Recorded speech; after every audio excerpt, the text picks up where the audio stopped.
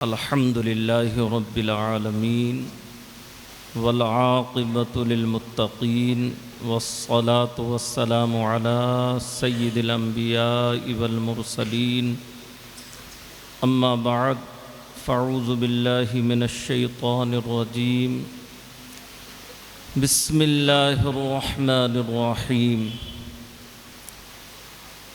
انما يخشى الله من عباده العلماء صدق الله العظيم وبلغنا رسوله النبي الأمين الكريم ونحن على ذلك لمن الشاهدين والشاكرين والحمد لله رب العالمين۔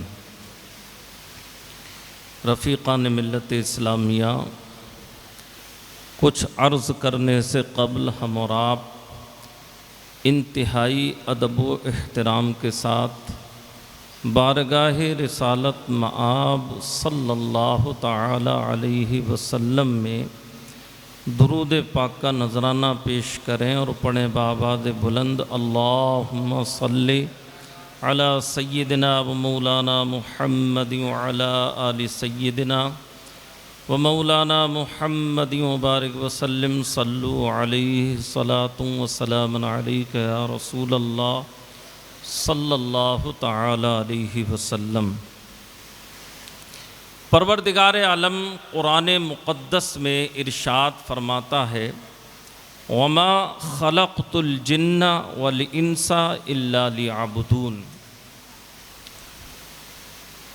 ہم نے جنات کو اور انسان کو صرف اپنی عبادت کے لیے پیدا کیا ہے۔ قرآن کریم کا یہ پیغام ہر اس شخص کے لیے ہے جو مذہب اسلام سے محبت کرتا ہے، رسول گرامی وقار صلی اللہ علیہ وسلم کو اپنا نبی اور رسول مانتا ہے، اللہ کی وحدانیت کا اقرار کرتا ہے۔ ہر اس شخص کے لیے یہ پیغام ہے کہ وہ اپنی زندگی اللہ کی عبادت میں گزارے۔ خاص طور پر ہمارا نوجوان طبقہ آج بے راہ روی کا شکار ہے، شریعت مطہرہ پر عمل پیرا نہیں ہے، اپنے وقت کو یوں ہی ضائع اور برباد کرتا رہتا ہے۔ میں ان نوجوانوں سے خطاب کرنا چاہتا ہوں جنہوں نے اپنا قیمتی وقت موبائل کی نظر کر دیا، ویڈیو اور فلم کے ذریعے سے اپنے وقت کو ضائع کرتے رہتے ہیں۔ میں ان نوجوانوں سے خطاب کرنا چاہتا ہوں اور ان سے میں مخاطب ہوں کہ اپنے وقت کی قدر و قیمت کو سمجھو۔ اللہ نے ہماری پیدائش کا مقصد، اللہ نے ہماری تخلیق کا مقصد قرآن میں واضح فرما دیا کہ ہم اللہ کی عبادت کریں، لیکن ہم پروردگار عالم کی عبادت سے بہت دور ہیں۔ نہ تو ہم نمازوں کے قریب ہیں، نہ ہم سنت رسول کو اپنی زندگیوں میں ڈھالنا چاہتے ہیں، اور نہ ہی ہم قرآن کریم کی تلاوت کر کے اپنی فیوچر اور مستقبل کو روشن کرنا چاہتے ہیں۔ ہونا تو یہ چاہیے کہ نوجوان اپنی جوانی میں اللہ کی اس قدر عبادت کرے کہ عبادت کر کے اپنے معبود حقیقی کو راضی کر لے۔ حدیث پاک ہے، اللہ کے نبی صلی اللہ تعالی علیہ وسلم نے ایک حدیث میں 6 چیزوں کا ذکر فرمایا۔ ان 6 چیزوں میں سے ایک یہ ہے، اللہ کے نبی نے ارشاد فرمایا کہ ہر زبان سے اللہ رب العالمین کی بارگاہ سے یہ سوال ہوگا کہ میں نے تجھے اتنی خوبصورت جوانی، شباب اور طاقتور جسم عطا فرمایا تھا، تو نے اس جوانی کا استعمال کیسے کیا؟ یہ ہر شخص سے سوال کیا جائے گا. کوئی شخص ایک ذرہ برابر اللہ کی بارگاہ سے آگے نہ بڑھ سکے گا جب تک کہ وہ اس سوال کا جواب نہ دے دے گا. ہمارے نوجوانوں کو غور کرنا چاہیے کہ ہم اپنی زندگی کہاں اور کیسے برباد کر رہے ہیں، اس کی طرف ہماری بھرپور توجہ ہونی چاہیے. مگر آج کل کے حالات دیکھیں، ہمارے نوجوانوں کے حالات دیکھیں. چائے کے ہوٹلوں پہ بیٹھ کر ہم چائے پیتے رہتے ہیں، گلی کے کونوں پہ نکڑوں پہ کھڑے ہو کر 4-4 5-5 نوجوان اپنے موبائل چلا کر اس موبائل کے اندر طرح طرح کی چیزیں دیکھتے رہتے ہیں. آپ کو نہیں معلوم ہے یہ موبائل بھی ہمارے ایمان کو چھیننے کا ایک ذریعہ ہے. اس موبائل کے ذریعے سے ہمارے وقت کو چھینا جا رہا ہے. اس موبائل کے ذریعے سے ہمارے ٹائم کو ہم سے لیا جا رہا ہے. لیکن انسان ہے اس کی طرف توجہ نہیں دیتا. وہ یہ سمجھتا ہے اگر میں نے موبائل نہیں چلایا تو لوگ مجھے دقیانوس کہیں گے، پرانے خیالات کا کہیں گے. حقیقت یہ ہے کہ جن لوگوں نے سنت رسول کو اپنے سر کا تاج بنایا ہے وہی دنیا میں کامیاب رہے ہیں، اور قیامت تک ایسے ہی لوگ کامیاب رہیں گے اور کامیابی ان کے قدم چومتی رہے گی. انہی نفوس قدسیہ میں علامہ ارشد القادری علیہ الرحمہ، جن کی بارگاہ میں آج ہم سب اپنی محبتوں کا خراج پیش کر رہے ہیں. ہزاروں لوگ دنیا میں آئے اور آنے کے بعد چلے گئے. آج کسی کی یاد نہیں منائی جاتی. ہم آج کسی کو یاد نہیں کرتے، کسی کا ذکر نہیں کرتے، کسی کا چرچا نہیں کرتے. آخر وجہ کیا ہے کہ ہم سالانہ علامہ ارشد القادری علیہ الرحمہ کے ذکر کی محفل منعقد کرتے ہیں. تاریخ کے اوراق الٹ کر دیکھیے آپ، علامہ ارشد القادری علیہ الرحمہ نے جو کام کیا ہے وہ بڑی بڑی جماعتیں نہ کر پائیں، بڑے بڑے علماء نہ کر پائے، اور یہ ان کی دین سے محبت تھی. میں نے کتابوں کے اندر پڑھا ہے. سید صاحب ایک جملہ میں آپ کو دینا چاہتا ہوں. دلی کے حالات جب تک جامعہ حضرت نظام الدین اولیاء کا قیام نہیں ہوا تھا، اس وقت تک لوگ جب دہلی آتے تھے علماء تو 2 کاموں کے لیے آتے تھے. یا تو محبوب الہی کی بارگاہ میں انہیں حاضری دینی ہوتی تھی اس لیے آتے تھے، یا یہاں سے ٹرین بدل کر پروگراموں میں شامل ہونے کے لیے آیا کرتے تھے. لیکن علامہ ارشد القادری جب دہلی آئے تو انہوں نے اس کا احساس کیا کہ دہلی کے اندر آج ہر فرقے کے لوگ ہیں جو ایمان و عقیدے پر ڈاکہ ڈالنے کے لیے تیار ہیں. ہمارے سیدھے سادے سنی مسلمان بھائیوں کے ایمان کو چھین رہے ہیں، طرح طرح کے حربے استعمال کر رہے ہیں. اس وقت علامہ ارشد القادری علیہ الرحمہ کی فکر نے جو کام کیا، اس فکر کا نتیجہ آج جامعہ حضرت نظام الدین اولیاء کی شکل میں ہماری نگاہوں کے سامنے موجود ہے. یہ جامعہ کوئی معمولی جامعہ نہیں ہے. یہ جامعہ حضرت نظام الدین اولیاء جب سے یہ قائم ہوا ہے اس وقت سے لے کے آج تک تقریباً جامعہ سے 400 بچے فارغ ہو چکے ہیں. اور وہ 400 بچے ایسے نہیں تھے، وہ ایسے تھے جو دوسرے مدارس سے عالم فاضل بخاری شریف پڑھ کر آئے تھے اور یہاں داخلہ لے کر تخصص فی العدوی والدعوہ کا کورس مکمل کر کے یہاں سے فارغ ہوئے. جامعہ کے طلبہ پورے ہندوستان میں نہیں بلکہ پوری دنیا کے اندر پھیلے ہوئے ہیں. علامہ صاحب علیہ الرحمہ کا جو مشن تھا کہ دنیا کے اندر سنت رسول کو عام کر دیا جائے، دعوت و تبلیغ کا فریضہ انجام دیا جائے، اور ایسے علماء کی ٹیم تیار کی جائے جو علماء کے باہر بدیشوں میں جا کر دین کی تبلیغ کریں، دین کی نشر و اشاعت کریں. آج یہ جامعہ اس پر پورے طور پر کھرا اترتا ہوا نظر آ رہا ہے۔ یہ فیضان ہے علامہ ارشد القادری علیہ الرحمہ کا اور ان کے استاد گرامی حضور حافظ ملت علیہ الرحمہ کا۔ ان کی دعائیں علامہ ارشد القادری علیہ الرحمہ کے ساتھ تھیں۔ علامہ ارشد القادری کون تھے؟ ان کی شخصیت کیا تھی؟ اگر آپ سمجھنا چاہتے ہیں تو سمجھ لیجئے، یہ علامہ ارشد القادری علیہ الرحمہ کی شخصیت ایک انجمن تھی، ایک کہکشاں تھی، جس سمت میں آپ نکل جاتے تھے راہیں ہموار ہو جایا کرتی تھیں، راستے چمک اٹھا کرتے تھے۔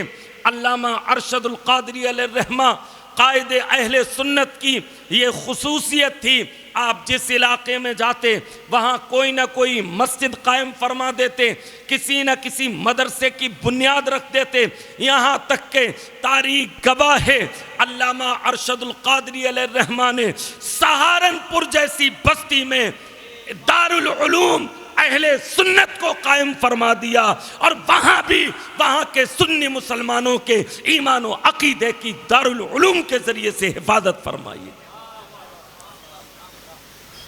علامہ ارشد القادری علیہ الرحمہ جن کی بارگاہ میں آج ہم خراج پیش کرنے کے لیے، کہنے کو تو بہت کچھ ہے اور لوگ کچھ کا کچھ کہتے رہتے ہیں، مگر میں آپ کو چند باتیں علامہ ارشد القادری علیہ الرحمہ، سب سے پہلی بات تو یہ کہ علامہ کے اندر تنظیمی صلاحیت کوٹ کوٹ کر بھری ہوئی تھی۔ آپ جہاں جاتے وہاں تنظیم قائم فرما دیتے، مدرسے کی بنیاد رکھ دیتے، مسجد قائم فرما دیتے۔ انہی اہم کاموں میں سب سے بڑا کام یہ تھا کہ علامہ ارشد القادری علیہ الرحمہ اس وقت جب آپ کراچی تشریف لے گئے تھے، 1972 کی بات ہے، وہاں کے لوگوں نے یہ شکایت کی تھی، حضور ہماری نوجوان نسل بگڑ رہی ہے، اس کے سدھار کے لیے، ان بچوں کو صحیح راستہ دکھانے کے لیے ہمیں کوئی ایسی چیز بتا دیں جس پر ہم عمل کر لیں تو ہمارے بچے بددینی سے محفوظ ہو جائیں، اور جو ان کے اندر گمراہی آتی چلی جا رہی ہے اس سے ان کی حفاظت ہو جائے۔ علامہ ارشد القادری علیہ الرحمہ نے کہا ایسا کرو، مجھے ایک دن کے لیے کمرے میں بند کر دو، اور جب میں کمرے سے باہر آؤں گا تو تمہارے اس سوال کا جواب بھی ہوگا میرے پاس، اور تمہاری اس مشکل کا اللہ نے چاہا تو میں حل بھی تلاش کر کے لاؤں گا۔ اللہ اکبر کبیرہ۔ علامہ ارشد القادری علیہ الرحمہ کمرے میں بند ہو جاتے ہیں۔ 1972 کی بات ہے، جب کمرے سے باہر تشریف لاتے ہیں تو دعوت اسلامی آج جس کو آپ 200 ملکوں کے اندر پھیلا ہوا دیکھ رہے ہیں، یہ دعوت اسلامی، اس کا منشور اور اس کا طریقہ اور اس کی بنیاد رکھنے والی ذات کا نام علامہ ارشد القادری ہے۔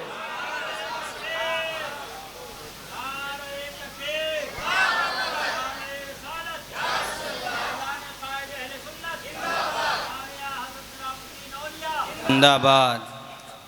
آپ خود دیکھیے، دعوت اسلامی 200 ملکوں میں کام کر رہی ہے، 5000 سے زائد اس کے مدارس چل رہے ہیں، اور اتنی ہی انہوں نے مسجدیں تعمیر کی ہیں، اور ابھی 1500 سالہ جو جشن عید میلاد النبی آیا ہے، دعوت اسلامی کی طرف سے اعلان ہوا ہے کہ 1500 مسجدیں فیضان میلاد کے نام سے تعمیر کریں گے۔ یہ کس کی دین ہے؟ یہ کس کی فکر کا نتیجہ ہے؟ کوئی کچھ بھی کہتا رہے، کوئی تمغے لیتا رہے، اپنی واہواہی کراتا رہے، مگر صحیح معنی میں اس دعوت اسلامی کا صحرا اگر کسی کے سر ہے تو وہ علامہ ارشد القادری کی ذات ہے۔ سبحان اللہ، سبحان اللہ، بے شک۔ قائد اہل سنت حضرت علامہ شاہ احمد نورانی علیہ الرحمہ، وہ بھی علامہ ارشد القادری علیہ الرحمہ کے ساتھ ہمراہ تھے اور آپ کے ساتھ شانے سے شانہ ملا کر چل رہے تھے۔ ان نفوس قدسیہ نے اس دعوت اسلامی کی بنیاد رکھی جو آج اتنی ترقی کر رہی ہے۔ اسی طریقے سے علامہ ارشد القادری علیہ الرحمہ نے، یہ اس وقت کی بات ہے جب آپ بڑی قسم پرسی کی زندگی بسر کر رہے تھے، بڑی پریشانیاں تھیں، آپ کو ملکوں سے بہت ساری خبریں آتی تھیں کہ وہاں ایسا ہو گیا، وہاں ایسا ہو گیا۔ علامہ ارشد القادری علیہ الرحمہ، شاہ احمد نورانی علیہ الرحمہ، ان حضرات نے برطانیہ کے اندر امریکہ کی دھرتی پر جا کر ورلڈ اسلامک مشن کی بنیاد رکھی تھی۔ نعرے تکبیر، نعرے رسالت،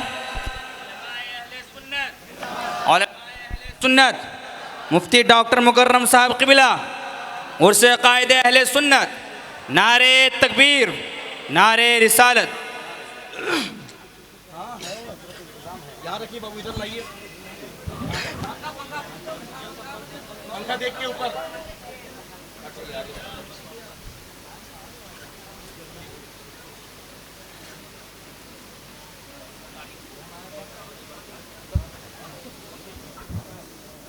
آپ شروع کریں گے، جاری رہے، بیٹھ جائیں سب لوگ، بیٹھ جائیں۔